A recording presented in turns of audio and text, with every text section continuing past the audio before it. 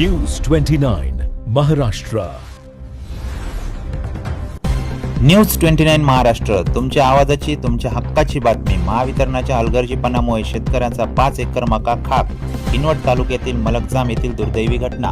नांदेड जिल्ह्यातील किनवट तालुक्यातील मलकजाम गावातून एक अत्यंत हृदयद्रावक घटना समोर आली आहे. महावितरण कंपनीच्या लोंबकणाऱ्या 20 तारांमुळे लागलेल्या भीषण आगीत एका शेतकऱ्याचा हातातोंडाशी आलेला घास हिरावला गेला आहे.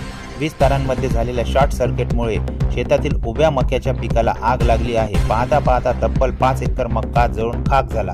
हे नुकसान शेतकरी सुमनबाई अंगरवार आणि पोतन्ना अंगरवार यांचे झाले असून त्यांचे मक्याचे पीक आता कापणीला आले होते. मात्र 20 तारांच्या घर्षणामुळे पडलेल्या ठिणगीने काही वेळातच संपूर्ण शेत कवेत घेतले आणि पिकाचा कोळसा झाला. गावकऱ्यांनी दिलेल्या माहितीनुसार या भागात 20 तारा अत्यंत खालपर्यंत लोंबकळत असून त्या दुरुस्त करण्याबाबत महावितरणाकडे अनेकदा तक्रारी केल्या होत्या.